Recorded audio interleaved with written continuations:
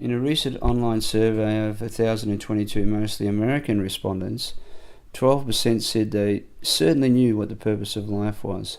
Most of the rest were a little bit more fuzzy, to actually quite irrational, ranging from everybody has their own purpose to bite me. But why should we care? Why is the meaning of life so important, and why do nearly 90% of us not know? The Dalai Lama says that the purpose of our lives is to be happy, but I actually think it's simpler than that. For me, if you forget the question of what is the meaning of life and ask instead what moments in your life have been meaningful, the answers get very simple and even more similar. People say about meaningful moments that time often stands still or stretches or even races away. They also say, obviously, that these moments are the most fulfilling and that great turning points in our lives happen during these times. At the start of a lot of the workshops I do, I ask people to imagine that an asteroid is about to hit the Earth and all life is about to end. And I ask them to imagine that there's 7 days to go. And we reflect upon what we would be focused on with 7 days to go in our lives. And then gradually we dial it down to 1 day and then an hour and then a few minutes. And you find actually that there's an amazing commonality to what people say about what they would be doing in the last few moments of their lives. It comes down to real simple things that is common sense, really, that we'd be with our loved ones, we'd be, perhaps we might describe it as meditating. We'd be actually sitting and trying to meditate. To me then it's a no-brainer that we need to work on love. The meaning of life is to widen and deepen our experience of love. So what is love? And it's obviously not just romance. In fact, I want to say to you that the least important thing you need to love is a who. In the last video I said that meditation was the transition from doing to being. And what being is the experience of love. Let me try and break this down a little more. Meditation is the practice of love. For us to love, we need focus and presence.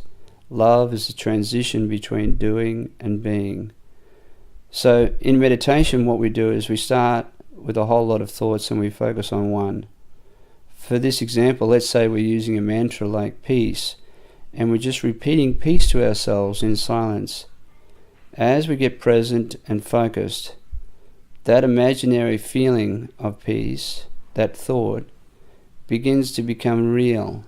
And there are moments where we are no longer imagining peace, but we are now actually being peace.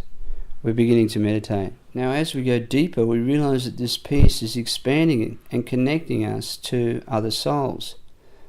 These souls might be human, or it might be nature, or an ocean, or a general feeling of peace.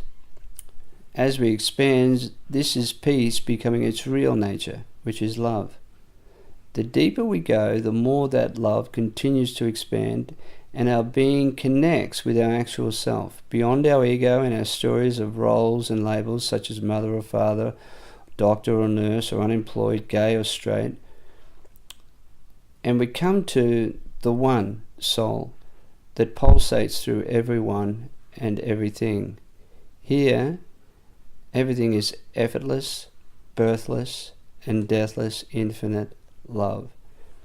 This is the place at the still center of every soul where we are one.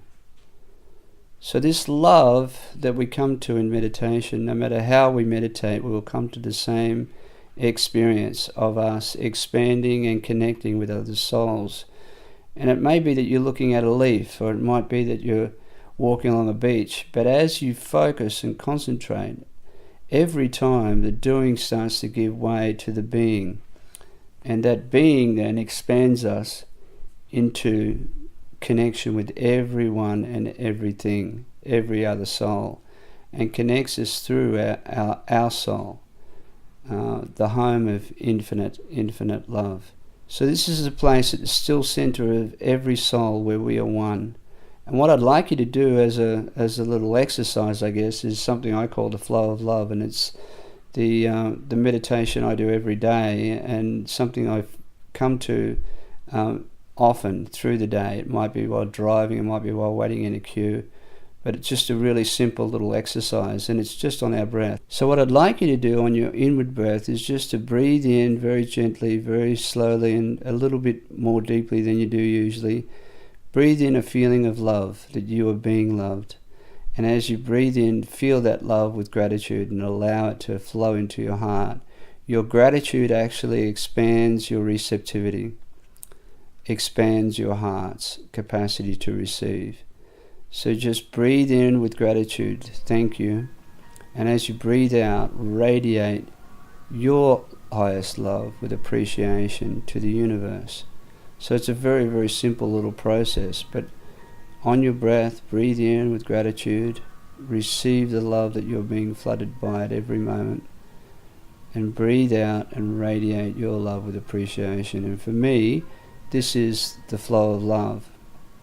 We actually have an app that's available on Google Play that you can download, and it's called The Flow of Love, and it's a really good exercise to do on a daily basis.